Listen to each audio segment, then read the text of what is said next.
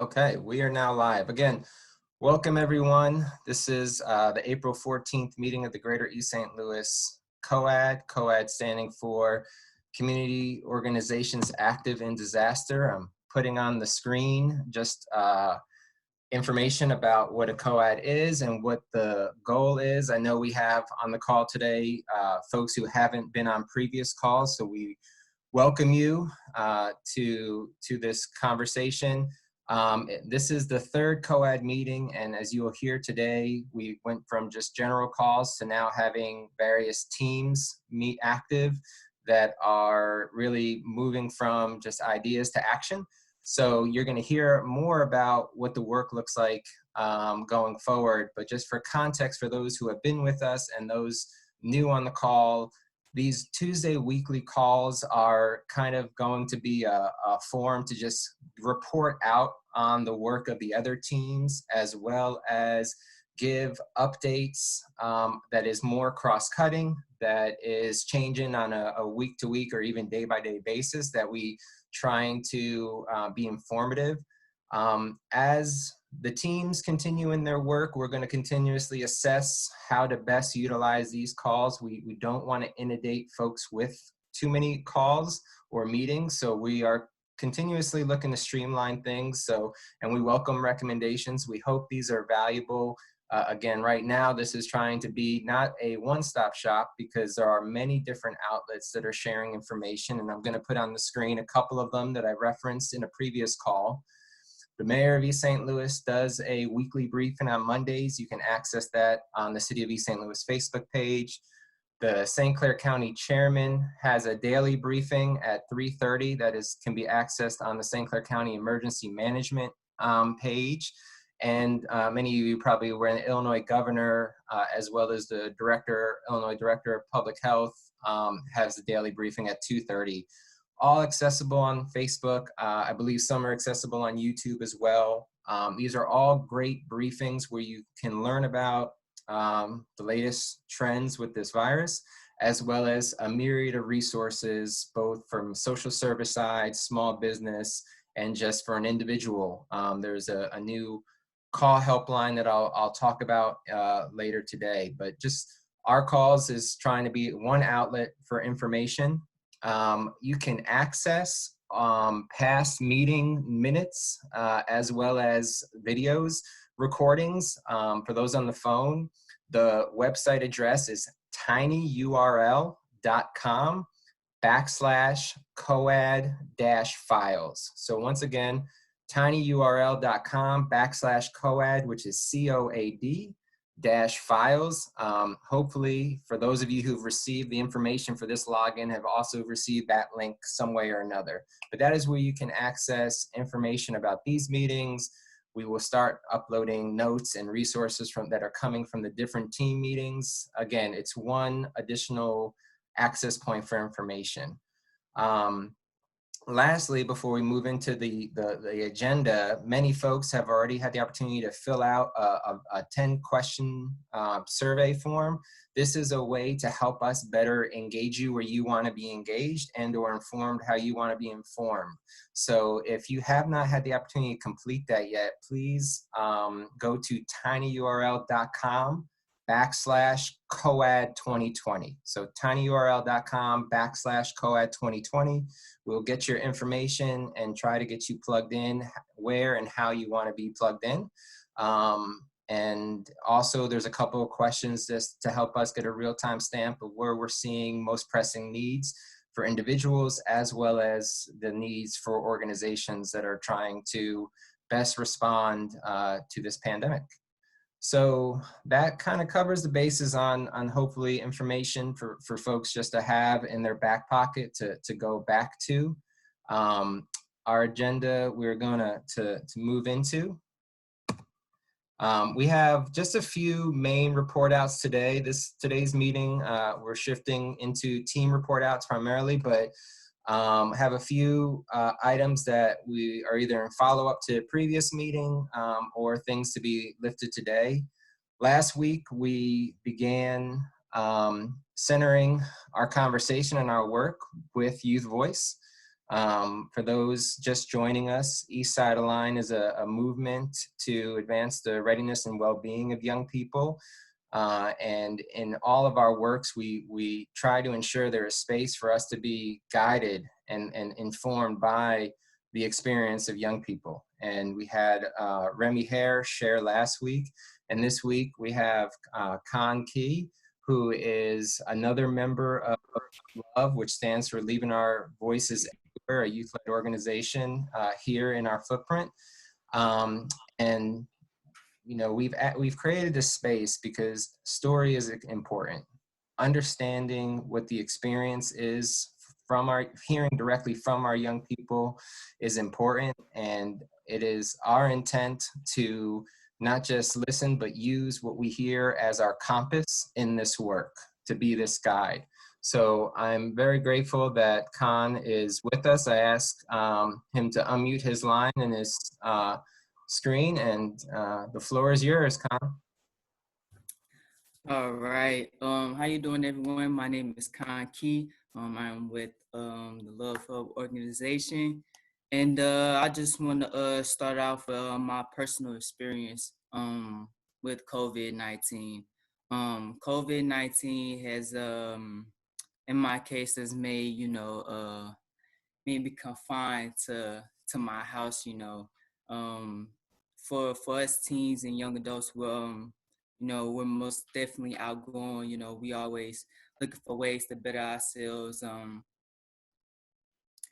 discovering ourselves as well. Usually, at our age, around the ages of 12 and 18, we still getting to know ourselves. So having this COVID-19 is kind of a letdown, but also a great experience in knowing ourselves as well. It's most definitely eye-opening as well, because you not only get to know yourself, but you also get to know the people in your house better as well.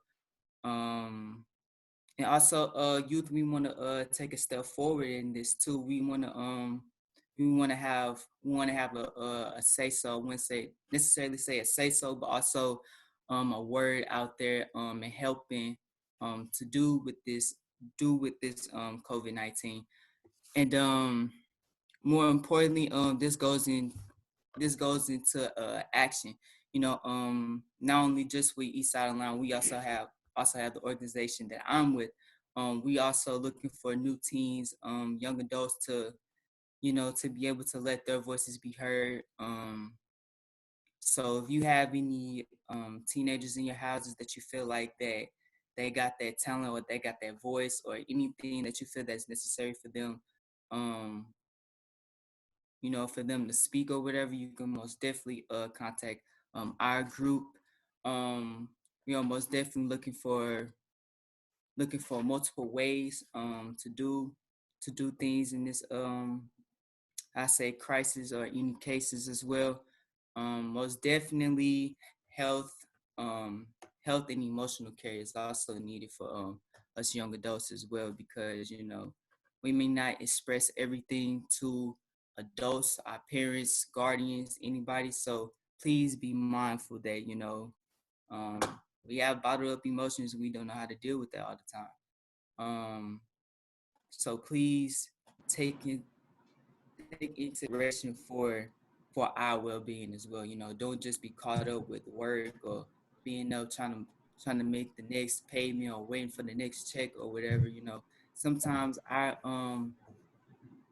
mental state is necessary too, because you know you may never know. You may think you know your child. You may think you know your son and daughters and nieces and nephews, when totally they could be a totally different person from what they show you. So I do ask that you need to take personal care into your children, and I have a most question if you don't definitely, mind me asking. yes. So more on a personal note, what are you doing? Like, what are some of the ideas that come to mind while you're like just kind of going through time or just sitting leisurely in the house? Like, what are some of the things that you find yourself wanting to do that you feel like you don't have the capacity or the bandwidth to do? Well, more importantly, I know the internet, social media is most definitely the biggest platform in order to get things done. So more importantly, me, myself, and my organization have thought of using social media as a way. You know, my generation is most definitely um fond of the internet. We can use it like, you know, like clockwork. So we can use the internet, most definitely reaching out to our friends, because we all are well connected between each other. So we are using that as a way What is to. your viewpoints? What is your viewpoint on social distancing? Do you agree with it or do you disagree with it? At this point, with your age, knowing that socializing is a key part of development, especially uh, as you grow, as you age, you start to realize that. But like for you personally, Mm, how do you see or what do you describe social distancing as for yourself? social. I feel, me personally, I feel that it's necessary for the safety of everyone, for the safety of everyone's health and well-being, because I most definitely don't want to hang around with somebody that got a virus. I don't want to get sick, but also I feel like that's a hindrance to my generation, because you know I admit my generation, we're just mostly, technology was also brought up on our generation, so technology is something that that I said we're grown up, that we grew up on. But also we do need that social skill, and having this social distancing also kind of hinders that social some social skills that we need in life. Um so it goes both ways. It just kind of balances out.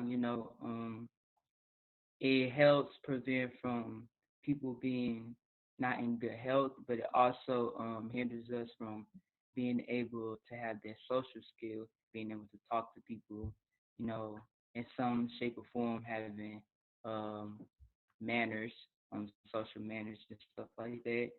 And yeah, that answers your question. Thank you for asking too. Is there any more questions that anybody have for young adults, or for me personally? Um, I'm most definitely am a person you can reach out to. Um, you know, We thank you for your leadership and your voice. Again, if you have questions, drop them in the chat box. I put information if folks are interested in learning about love in the chat box. I had the opportunity to talk to Khan right before the call to hear about what he was wanting to share, and I tell you, as a parent, I was convicted in terms of thinking about how I'm focusing on my young ones during this time. So I appreciate you raising that, of how easily, even in this time, we can get caught up. So I thank you for that. I also thank those who heard the questions that came from Andre Lang, another young adult leader in our community, who is actually one of the co-chairs of the Eastside Alliance Stewardship Group. So I want folks to know whose voice you heard. You had two young adults having a conversation about what this experience is, the ways that growing up in technology makes us helpful, but the reality is social distance is not something any of us are accustomed to or is normal, and that's the reality.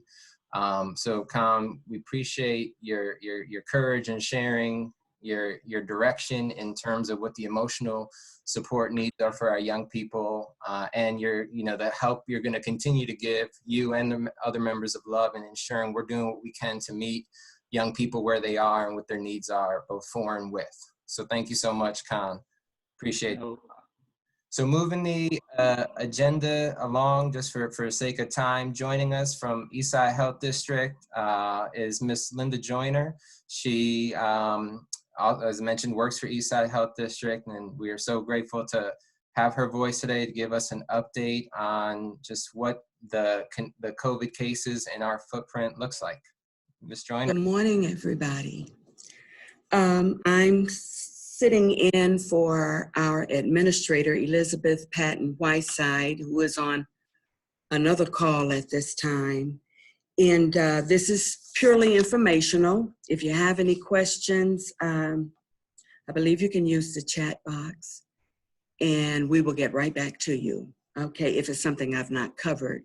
Yeah, and I would just echo, just for the sake of our facilitation, the chat box, if able, is preferred. I know that's not as accessible for some folks on the phone. We will have a mechanism to get your questions, again, through email at easidealigned@gmail.com. So if we don't answer them in real time, we will follow up. With a lot of, and the reason we do that is we have over 70 people on the call. It's just around managing time. Understand, thank you. Eastside Health District is the health district for 4 townships, for those of you who may not know. And our numbers roll into St. Clair County, and of course, St. Clair County's numbers roll into Illinois Department of Public Health. As of 8:30 this morning, we had 59 individuals test positive. We had 67 to test negative, and we have 4 pending tests. We're waiting those results. So we in total tested 130 individuals. Now those numbers, as I stated earlier, will roll up into St. Clair County's numbers. I don't know if you have access to Belleville News Democrat. St. Clair County posts all numbers and statistics, even by individual zip codes, usually in their daily editions. If you cannot find the numbers you're looking for there or the data that you're looking for there, you can always go to the DPH Illinois website.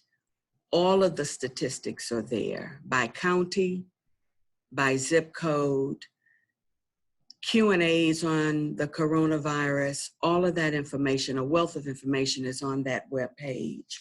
I'd like to echo something that I heard Evan mention earlier.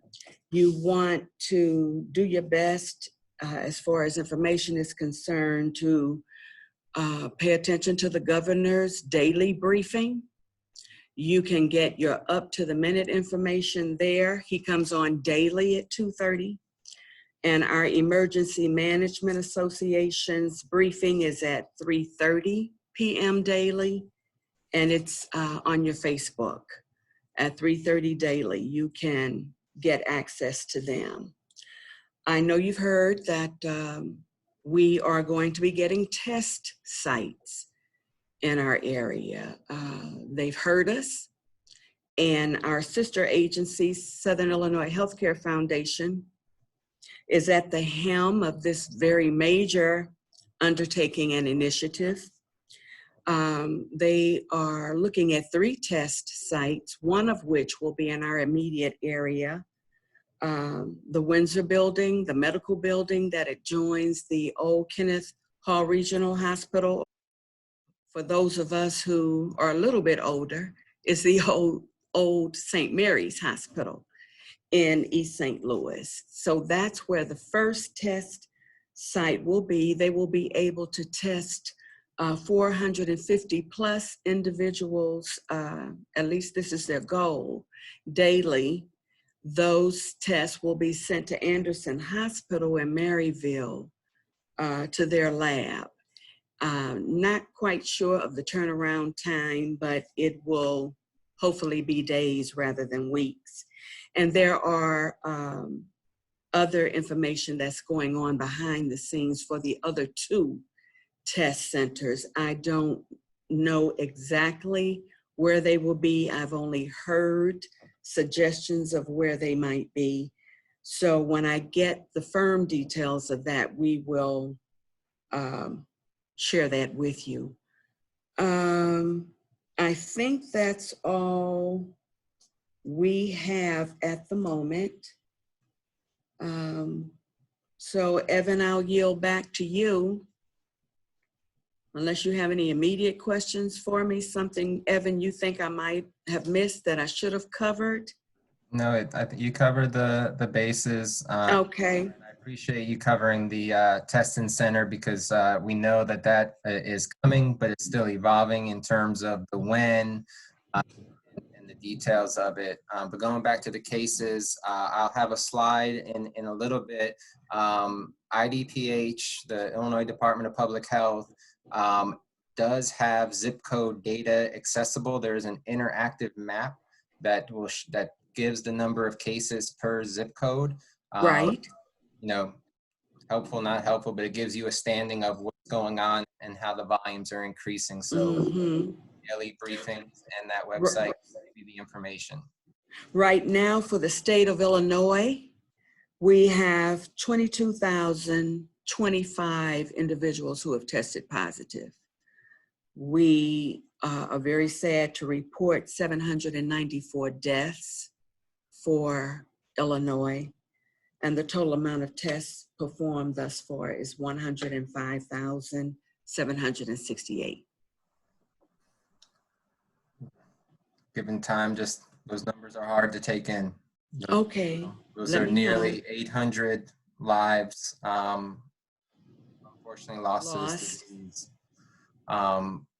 There is a question in the chat box that I just want to give time to in terms of, and if you feel comfortable answering, or if we maybe have someone else from the healthcare field to answer, but I think one of the question is, what are the parameters around testing?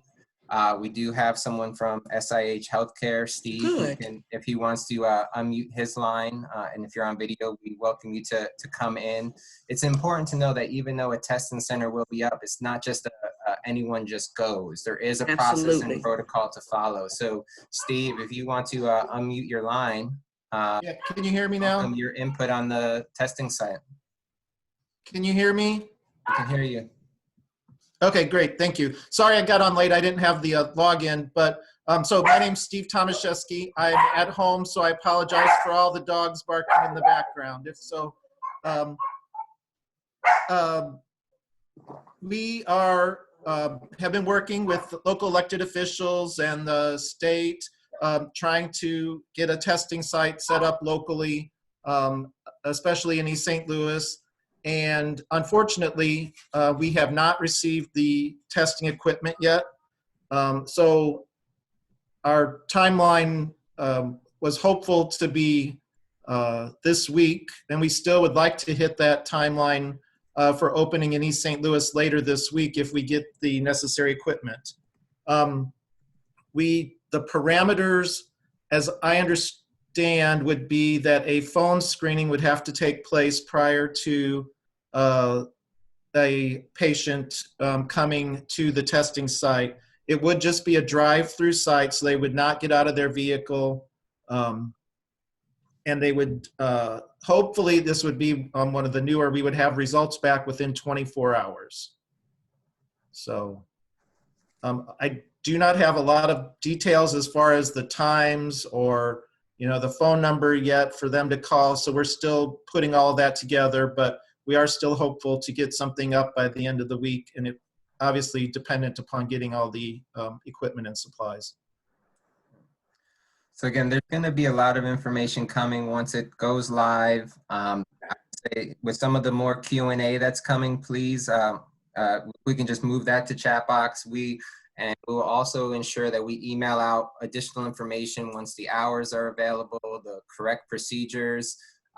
And I know one thing that people are asking, because the first cross is to check with your primary, but if you don't have a primary, it'd be good to know what to do. Like, who do you call then? So those are the information or questions that we know are coming. And as they become available, we will be funneling it through.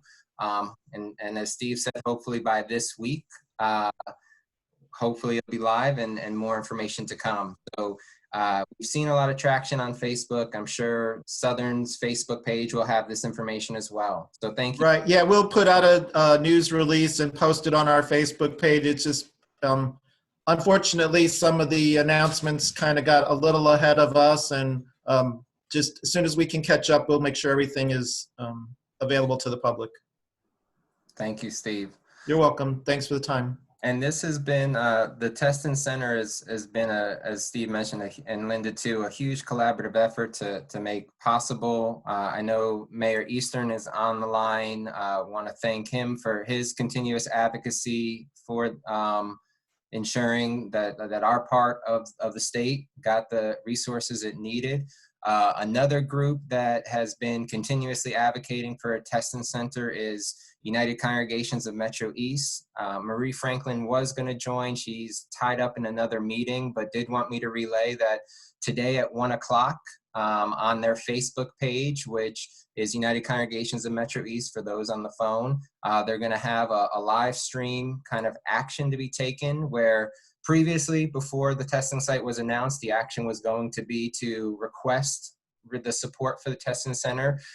They're shifting it to be more one as a thank you and a celebration that the testing center is coming, but also that the work in advocating for equity in terms of healthcare and healthcare resources is not done.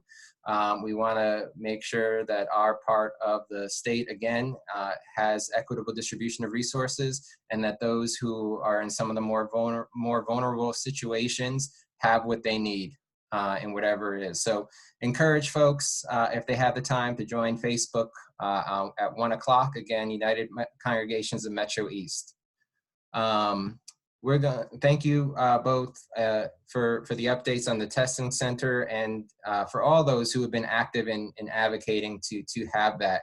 It is coming, and again, though, there are going to be guidelines. So if everyone on the call, once we get you the information, can share it out, just so we can be as informed as possible. Moving on with the agenda, I mentioned earlier that we now are operating within a variety of teams to work in response. Some of these teams really is not necessarily a new team. It's we have a cadre of collaborative groups that were already in place that have made this much more easier to move into response because relationships are there. Platforms for dialogue and information sharing were already at play, and really so many agencies throughout this community have just picked up the torch to do what they can, whatever they can, however they can in response.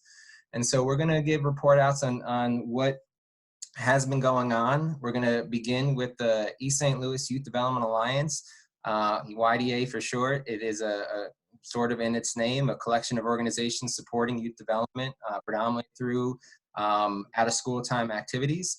Their calls and in organizing has preceded this COAD meeting. They were first in response to helping the school district do the grab-and-go meal coordination. So, and continue to meet to both strategize how can the needs of young people be supported during this time. So I believe Hannah Sherrard is going to give the update for Youth Development Alliance. Hi, everyone. As Evan mentioned, we've been meeting for about 4 weeks now. The Youth Development Alliance is a coalition of after-school and summer program providers. And really, the way that this started is that folks were just reaching out to their youth and families, connecting with them about how they were feeling right now, what kinds of supports they needed, and then bringing all of those questions and comments back to the group for us to troubleshoot together and kind of pick up on themes that we could work out as a group. As Evan mentioned, one of our first projects was really to help meet basic needs and partner with the school district to distribute grab-and-go meals. So places like CAC or JJK or Mount Sinai have been able to jump in to be additional sites for meal service through those grab-and-go meals, which is really incredible. Another thing that we've really been thinking about a lot over the last few weeks, and touching back to a conversation earlier today, right, is how to make sure that kids are still engaged and learning and getting all of those social and emotional skills that they need and that they maybe would be normally getting in an after-school program. And so we've been talking a lot about some technology challenges, things like internet access, ways to do virtual programming in a way that's safe, that's engaging, things like that, and how to support families as they're working on keeping their kids engaged in their schoolwork using all of these new technology platforms. So that's a little bit of what we've been working on. If you're interested in joining us, we meet every Wednesday at 10. So I'll put my contact info in the chat box. If you're interested in joining us, anyone is welcome.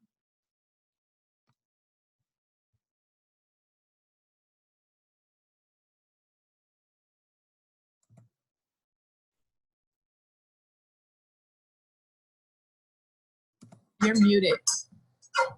I caught that. Sorry. I started by saying thank you, Hannah, and then I just wanted to lift up for those joining by phone. Hopefully you've gotten this login forwarded to you, that you have one of our contact information. So if you're interested in either the YDA meetings or any of the meetings we're about to go over, just follow the trail, email us, and we will get you connected. So just moving along, you know, within the child care education enrichment space, another anchoring coalition in our community is the Greater East St. Louis Early Learning Partnership. One of their key member organizations is Children's Home and Aid. Children's Home and Aid has played a lead role in coordinating child care for essential workers. So we wanted to just give a status update on the child care for essential workers, but also lift up that this is a special week. This is the Week of the Young Child, and I'm gonna turn it over to Janice from Children's Home and Aid to provide an update on what Week of the Young Child is.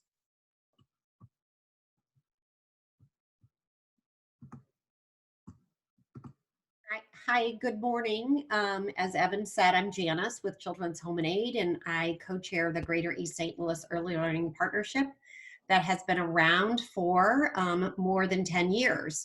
And the group has a focus on prenatal to age 5, healthy growth and development, and family engagement, as well as identifying children early through developmental screenings and coordinating a community-wide intake process to enroll in the variety of early childhood programs in the community. And so this week we kick off the Week of the Young Child. So Monday through Friday, it's a time to really highlight the attention and the foundational supports that early care and education programs offer to families. And as you know, during this COVID period, childcare has been critical to families and essential workers to maintain their employment and continue to provide essential services to our communities and to families. The governor appointed the Child Care Resource and Referral System to coordinate early care and education efforts. There are 16 child care resource and referrals across the state. We serve 7 counties. And so I'll just share a few highlights of some of the efforts to date. With data that I have for some of Greater East St. Louis, so much has happened in 4 weeks' time, from changing policies and practices to closing programs to reopening them as emergency sites. And I will say that the community has been incredible in responding to these changes. And Evan uploaded a document today to the public website about, it's a 2-page document with all the things that have changed in this short period of time. So emergency child care sites are the only early care and education programs that are available right now to serve essential workers. We have 221 essential or emergency child care sites in the area, with 42 of them in the Greater East St. Louis area. We are also processing applications for priority essential workers, which those are individuals who are working in healthcare or public health, human services, and essential government and essential infrastructure, who have access to childcare regardless of their income for $1 a week. And so we have received over 100 applications to date from essential workers. Unfortunately, I don't have data specific to Greater East St. Louis, because that's just happened within the last week. We are also supporting grant stipends to emergency childcare sites that are operating and know they have additional costs to access food or cleaning supplies or disinfecting supplies. And so we have awarded over $50,000 in grants so far to 40 different programs. Our goal is to make sure all 200 emergency sites can access those funds. It's a one-time grant stipend, which we know is not enough to supplement the additional cost and the risk that they're taking. At the same time, we're also advocating for additional resources to be generated through the Office of Early Childhood to support early care and education programs. All of the programs will receive a 30% additional add-on to their child care rate, which also supports their infrastructure and their finances. And all this information, we're fortunate to have a one-stop shop of all the information and resources on the Governor's Office of Early Childhood Development. And I can share that web link in the chat box. And then I also encourage you, as I close my report, to follow us if you haven't already done that. Follow us on Facebook, the Greater East St. Louis Early Learning Partnership, and notice the activities that we're encouraging family members and early care and education programs to participate in this week. Thank you, Janice. So moving along for time, we are other teams. So just one quick note. I know some who may not be as Zoom savvy, when we have a shared screen, you can, if you did not know, move the video screen. So in terms of where it is, if there's any information, like I can't see that word, you can just move. Most of what's on your screen is sort of movable. So if you can't read something, know that you can probably click and move it. So next up is the emergency assistance team kind of report out. This had their first meeting yesterday, and yesterday's meeting was pretty much an inventory of what resources were accessible, primarily as it relates to financial assistance, which comes in the form of utility, rent, mortgage assistance and the such. We also looked at housing and housing placements. Those are two kind of issues on its own that are interrelated usually by the client, but in terms of the resources available is different. So wanted to lend the floor to James Kellerman for a minute, who is the Executive Director of Call for Help, but he also serves as the Chairman of the St. Clair County Homeless Action Council.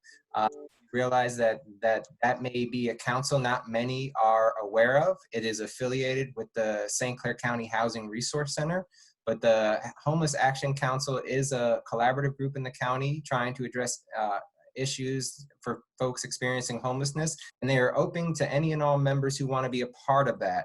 And we know that right now, how we can protect those who are already unhoused is a critical issue, but also that there are individuals who have been diagnosed with COVID-19 who going home is not a viable option because of someone else being vulnerable. So the issues of homelessness is increasing. We want to lend the floor to James to give just an overview about the council, as well as what resources are being provided.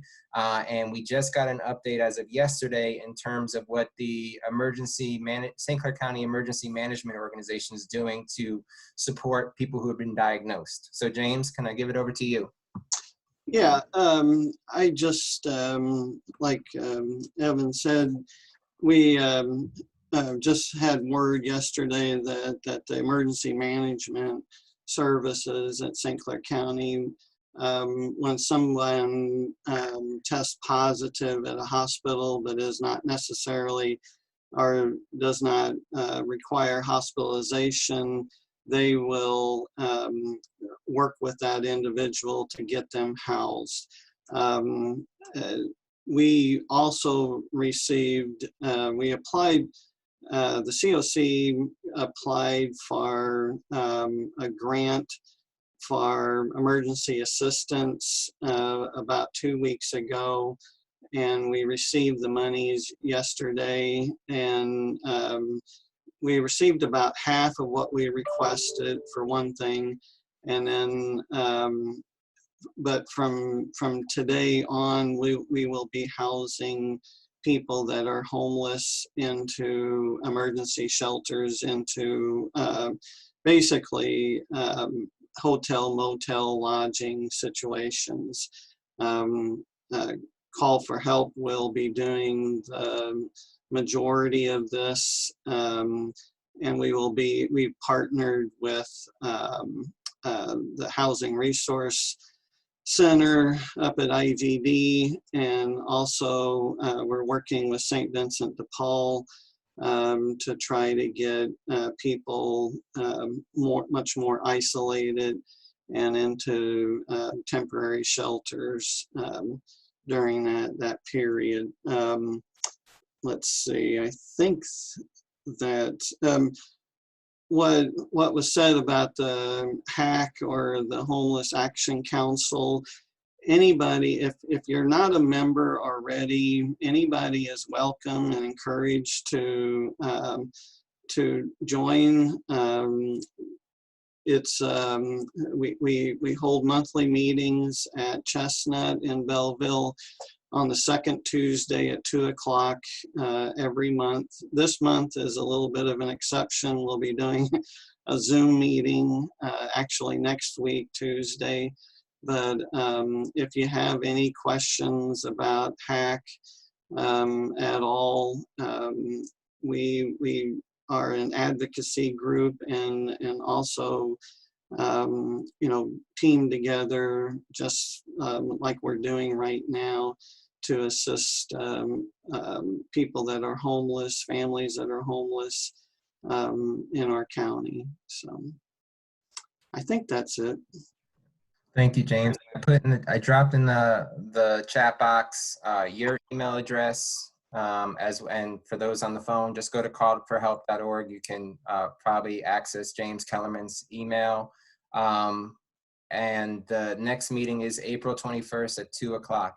As it relates to resources for other financial assistance, we have uploaded the meeting notes to that public Google file, both for emergency assistance as well as mass care. And across the board, one of the things we are developing is a numbers to know document. There are numbers to know documents currently on 211's website, which is 211helps.org.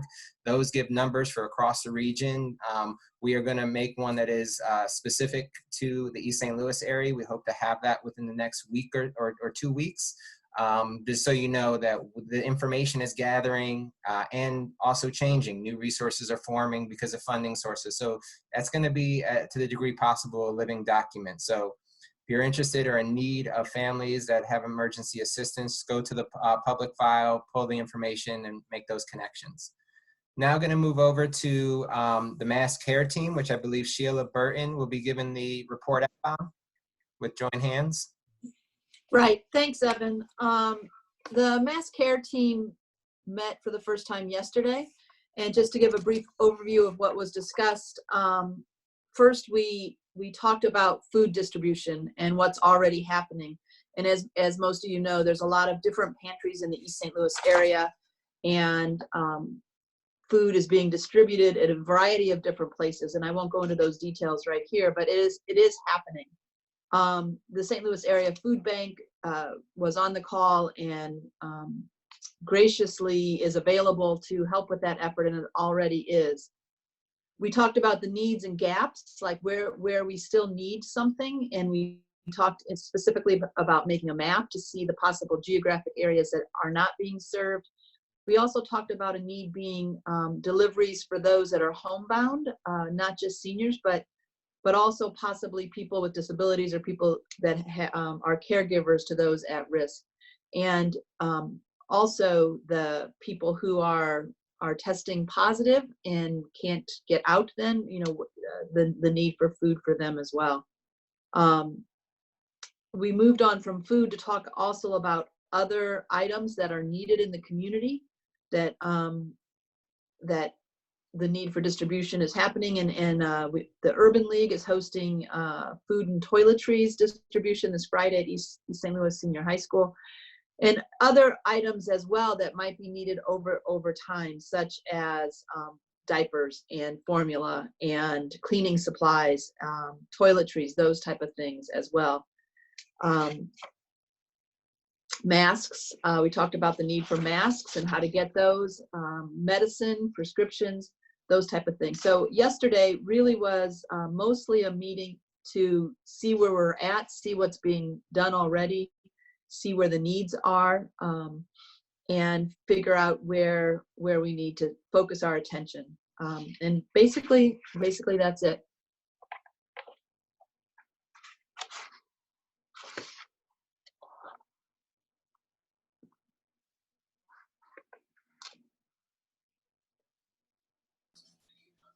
You're still muted. You think I'd get a handle of this after like my 50th Zoom meeting in the last 3 weeks? Just wanted to say thank you to Sheila and all those who are participating in the mass care team and all the teams to date. The information about the mass distribution that the Urban League is doing is in the chat box. And as mentioned, more information to come to ensure everyone is accessing the resources that are available. I'm glad to say, we are trying to cover the footprint that's consistent with the Eastside Health District. I know a lot of new folks from the Cahokia area have joined our call today. We're grateful. We want to make sure that the resources are getting to every area that we need to be covered. Last team that hasn't yet have a meeting, they have their first meeting, is the communications team. I just wanted to yield the floor to the staff leads for that team just to give any update the team will be working on. Hello, everyone. My name is Shantae Ford. I'm with Eastside Align, in partnership with Elizabeth Richardson. Both of us have been conversing and discussing what our first meeting will be. Like Evan shared, it'll be tomorrow from 1 to 2. We sent out invitations to everyone who signed up with the team through the survey. If anyone else is interested, please just comment in the chat box. We'll get the invite sent to you. And I believe Evan sent the email last week with all of the link information for all of the meetings that's been scheduled. But our main focus is what Evan referenced earlier, is finalizing that needs to know document, as well as just discussing roles and possibly the strategy for this group. How we see it is this group is really going to be carrying out a lot of needs or tasks for the other groups that are doing work. So yeah, we'll have our first meeting tomorrow and just kind of work through everything and just discuss what we have heard thus far and really finalize what that needs to know document looks like. If you have any questions, don't hesitate to drop it in the chat box. And Elizabeth, if you have any extra, then please chime in. Thank you. Thank you, Shantae and Elizabeth, both for your leadership in supporting that group. Getting the information out has been something we're still hearing is so critically important, that folks to know what resources are there. So that's something that's an all hands on deck. The communications team will be helping us have the tools, but it'll take everyone to help with that transfer of information. So with that, those are the main updates we are focusing on today. I mentioned, Linda mentioned earlier about the resources that you can access that's continually updated through the state's website. There's an image of the map that you can see zip code data to a T. So encourage you to check that out. One other note that is on top of mind, as it relates to the testing center, as it relates to childcare, as it relates to all of our agencies doing incredible work right now, it requires resources. And one of the determining factors of how resources are allocated throughout our country is the census. So we know that the census is challenged in terms of outreach efforts being limited due to the social distancing. So I know many, if not all of you already, are making it a point for those who you interact with to encourage them to complete the census. But if you haven't kind of streamlined that in all of your engagements with people, particularly those you're serving, please be sure to mention to have them do it. It is ever important for our future and to ensure we can be most equipped for the resources we have. So always important to lift that up. We're doing pretty okay as a state comparatively throughout the country. If you go to, I believe it's mycensus2020.gov, you can see actually the completion rates and know how things are faring. So we can't let up. So just want to give that as a plug, and thank you for all those who have been carrying that torch. As mentioned, the chat box is a place for questions. The email that you see on the screen again, eastsidealign@gmail.com is a way that you can always shoot your ideas and shoot your questions. We have about 6 minutes left until the close of the hour. We're trying to do our best and doing okay so far and keeping it to an hour. And wanted to close today, we've closed the last few meetings, with a quote. And so I have another quote, one from a familiar face. let me just get it to you, that it's an important reminder of what we're seeing. For those on the phone, I'm gonna read it. It's a Fred Rogers quote. When I was a boy, I would see scary things in the news. My mother would say to me, look for the helpers. You will always find people who are helping. To this day, especially in times of disaster, I remember my mother's words, and I'm always comforted by realizing that there are still so many helpers, so many caring people in this world.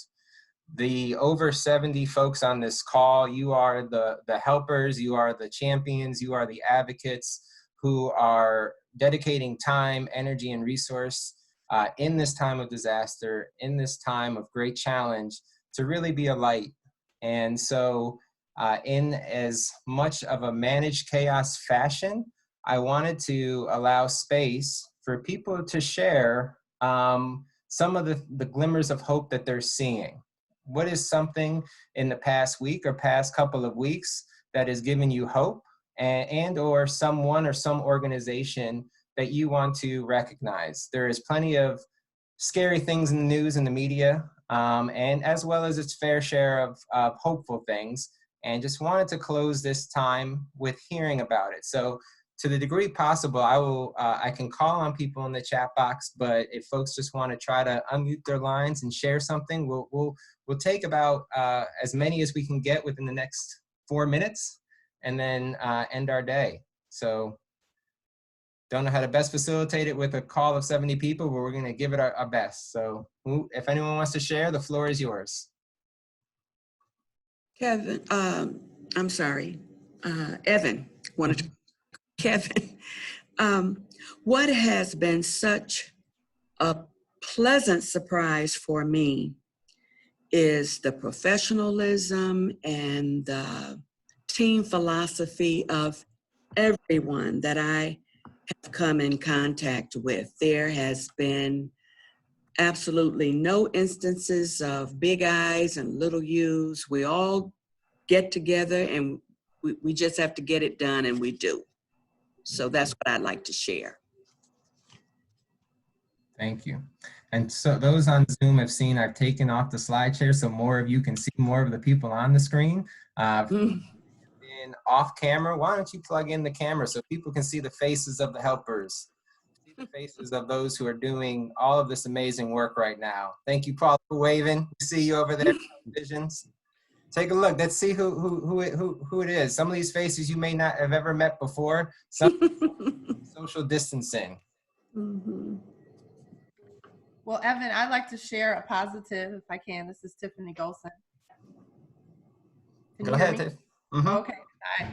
Well, you know, as we're checking on our students and supporting our families within the school district, one of our kids has committed to play basketball, but he's a kid who I didn't understand how big of a deal it was, but found out like grandma never went to high school, never graduated high school. Mom had her baby early and didn't finish high school. His sister was expelled and his brother was murdered. And so for him to graduate high school, it was a huge thing that I didn't get. I knew going to college. We have him right here at St. Louis Community College, so he's nearby, which again is good for his family because this is a new experience for them. But I'm excited that this has happened in the midst of everything else. And so it gives some of our kids some hope and something to look forward to because we don't even know what's about to happen in the fall. So sorry about that. Thank you, Tiffany. Thank you. How about the silent applauses? Evan, real quickly, this is Rick from the Volunteer Center, and I also want to echo Evan's comments too. Thank you all for all the work you're doing. I wanted to briefly put in the chat box if any partner needs volunteers, either virtually, things to do from home. So listening to Con earlier today and how teens can get involved, perhaps by doing something good at home. I want to remind folks that you can go to stlvolunteer.org, which also includes the East St. Louis District 189 footprint, so opportunities to engage in Illinois. That also gets connected to Serve Illinois, which is the Illinois State Commission volunteer opportunities. So if you have opportunities to post, I'm going to put in the chat box how to do that, stlvolunteer.org. And if you're having a challenge in navigating through or need assistance with posting, I'll put my colleague Caitlin Hosey's email address on the chat box to help you. Thank you, Rick. We got time for a couple more celebrations. I And for think those of you who don't know, on Zoom, if you scroll over, there's probably like multiple screens of faces to see. Go towards the middle, right, or left section. You can scroll through all the faces. Evan, this is Joe from Comprehensive Behavioral Health. I was just going to give a little shout out to some of our staff. As you guys might know, the crisis providers in the county were asked by DMH to man this new emotional support line where people can text that line and then it will email me for our staff to address. And it was put together pretty quickly by the state. In fact, it got turned on Friday afternoon, I think. And I got my first email Saturday. And even though it was set up fairly quickly, staff have been very receptive to it and have been reaching out to people, and I think it's being helpful to folks. So it's pretty neat to see. Joe, thanks for lifting it up because I mentioned at the very beginning and I forgot to revisit it. If you could put in the chat box, you're talking about the call for calm. Yeah. Yeah, so statewide, call for calm is a text line. It's similar to the text line that the district has for students, but this is for people of all ages. Joe, can you put that in the chat box for people to access? I don't have it available to me right now. Evan, I can send it to you later, but I don't have it available to me right now. Okay, we'll get it in there. Thank you, Joe. Okay. One or two more stories. Renee Story from Children's Home and Aid.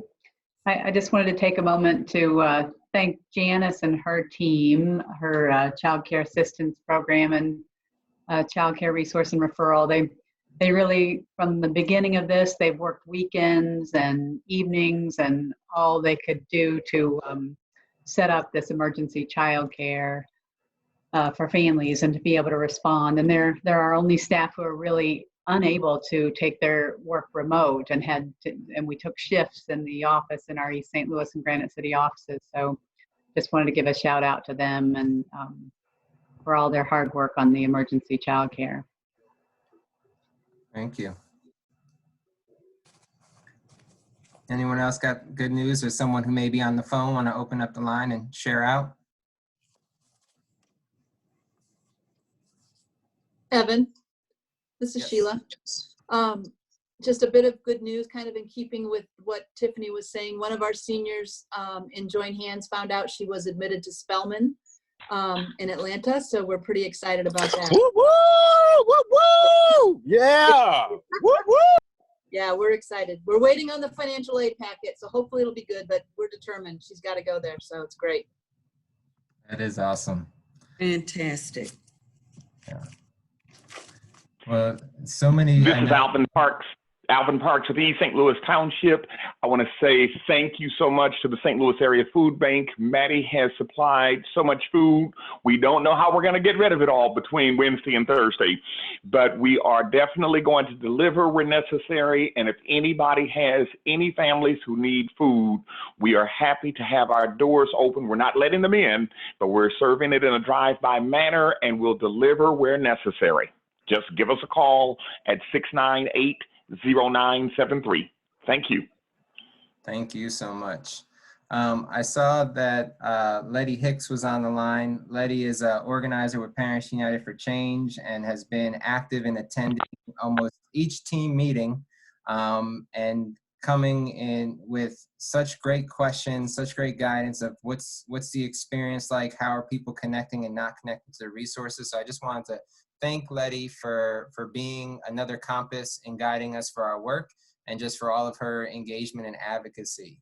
We have many great champions and helpers, and I hope you guys have enjoyed getting to see who we're talking about and who's been on the phones each week. This is how we'll see each other for now and look forward to the day when it comes when we can all be together in person, knowing that we are overcoming this great challenge.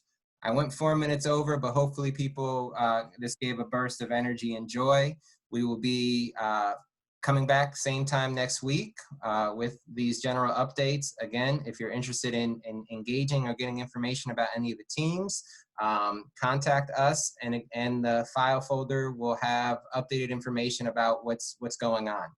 So keep looking for the helpers, and we'll talk to you next week. Thanks so much.